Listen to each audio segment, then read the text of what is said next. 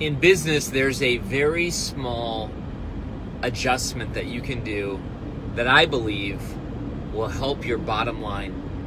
So many people overlook this small little tweak. That's what I call it. I think that success a lot of times is about these little tweaks that set you apart. So today I was at Smoothie King, one of my favorite places, and I was ordering a smoothie. Now, someone didn't show up to help out this gentleman, and he was all on his own, and I could tell he was getting stressed out. We were walking in, several of us, and we were at the counter, and then at the drive-thru, there was even more people lining up as well. And I felt bad for this guy. I actually wanted to, go behind the counter and make smoothies with him because he was obviously not supposed to be alone. Turns out, in fact, I complimented him. I said, "Hey, man, you're doing a great job."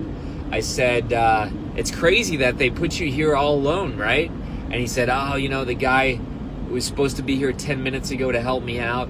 But what I appreciated about this gentleman, and the reason why I know he's going to be successful, is when the next drive-through person pulled up, here's what he did. He set expectations, and that is so important. If you don't set expectations, immediately people can come with a story. In other words, he told this person who pulled up, he said, "Hey, welcome to Smoothie King," and he said, feel free to check out the menu and decide what you want. I'll come back to you in just a moment. We have several other people in the store that I'm serving, and I'll get to you the moment I can." And listen, some people could have been put off by that, the drive-through person. I think honesty, first of all, he was honest. Okay, so you want a tweak that will set you apart in business? It's honesty. This guy was honest about it. He wasn't like playing a game. He wasn't making excuses, pretending that everything was cool. He just told this person, "Hey, go ahead and look over the menu and decide what you want. But there's other people that were here first in the store, and I'm serving them." So right away, honesty. Secondly, he set expectations. He told these people, like, "Look, you're not going to get your smoothie right away, and there's other people ahead of you." And why I like that,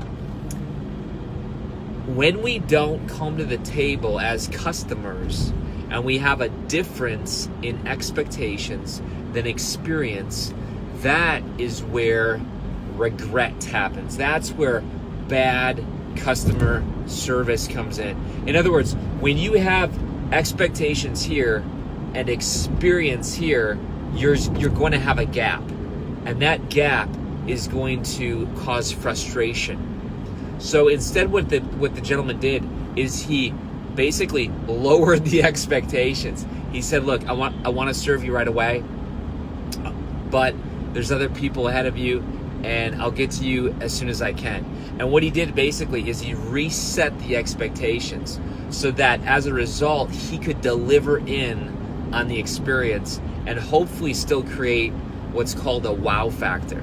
And personally, even though I had to wait an extra long time for my smoothie today, that was cool. I had my Bluetooth, I had my audio book. Remember, I talked about in the Daily Show a few weeks ago.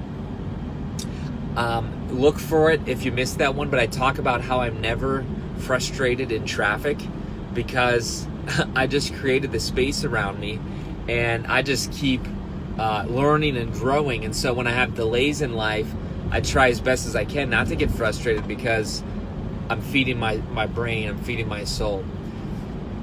So if you do these tweaks in business, you will become an outlier. Number one, honesty, and number two, set expectations. You reset those to a reasonable level, and I'm telling you, you're going to create wow experiences, you're going to outperform your competitors, and you're going to have great customer service. This is Kary Oberbrunner. Be a soul on fire today. Go ahead, subscribe, share, and let's be businesses that create wow experiences.